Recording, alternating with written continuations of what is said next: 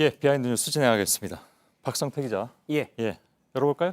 네, 첫 키워드는 나도 안타깝다입니다. 예. 오늘 좀 빨리 진행해야 될 것 같습니다. 예, 오늘 정부에서는 부동산 대책을 발표했는데 국회 대정부 질문에서는 이낙연 총리의 집 문제가 논란이 됐습니다. 윤한홍 한국당 의원이 문제 삼았는데요. 직접 들어보겠습니다. 예. 총리께서 자택 강남에 있죠? 네, 벌써 한 30년 가까이 살고 있습니다. 예. 전용 면적 25.7평짜리입니다. 축하드립니다. 예. 그렇게 비아냥거리지 말았으면 좋겠습니다. 예, 보시는 것처럼 소란, 고성과 야유가 좀 있었고요. 예. 윤한홍 의원이 안타깝다라고 얘기하고 이낙연 총리도 나도 안타깝다라고 답했습니다. 뭐가 안타깝다는 건가요? 정확하게 말하진 않았는데요. 예. 정부의 고위 관료가 강남에 비싼 집에 사는 것이 안타깝다라고 얘기했을 것으로 해석이 되고 이낙연 총리는 그 문제가 그렇게 해석되는 게 안타깝다라는 것으로 해석이 됩니다. 아무튼 예. 물론 많은 사람들이 강남에 살고 싶어하고 정부 고위 관료들도 예외는 아니기 때문에 강남에 집이 있다는 것으로 뭐라고 할 수는 없고요. 다만 이런 부분들이 정책에 영향을 끼치냐 이런 부분들을 살펴보면 될 것 같습니다. 자, 두 번째 키워드 볼까요?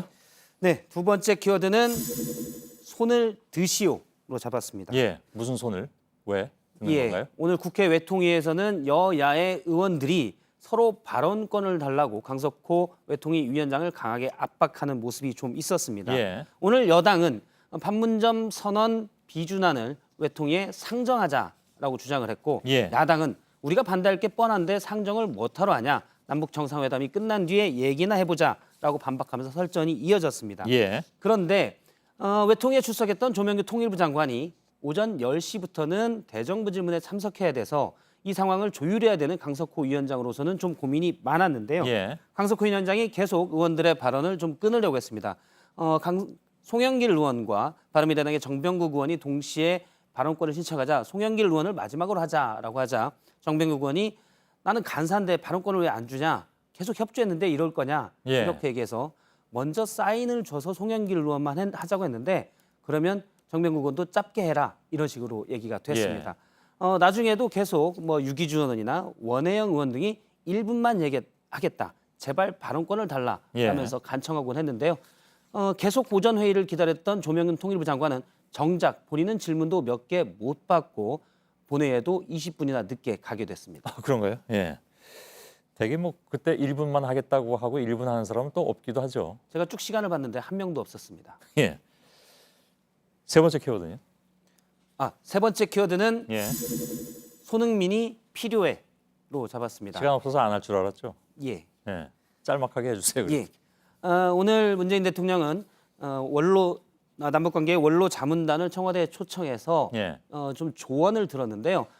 한때 대북 특사였던 민주평화당의 박지원 의원이 문재인 대통령에게 손흥민 선수처럼 되라 이렇게 얘기를 했습니다. 뭔가요, 이게?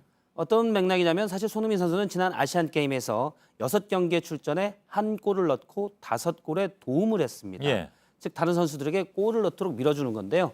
오늘 청와대에 설명하기에는 박지원 의원이 지난 북미 정상회담이 위기에 처했을 때 당시 문재인 대통령이 공을 자꾸 트럼프 대통령에게 돌려서 위기를 풀었던 것처럼 이번에도 공을 트럼프 미국 대통령에게 돌리면 잘 해결될 거다라고 조언을 한 겁니다. 패스를 하라는 게 아니라 이렇게 다 당신 공이요. 당신이 잘해서 그런 거요. 라고 해주라 그런 얘기죠. 그렇습니다. 트럼프 대통령이 그래야 골을 넣기가 즉 북미 협상이 잘 될 거다라는 맥락이었습니다. 알았습니다. 여기까지 할까요? 박성태 기자였습니다.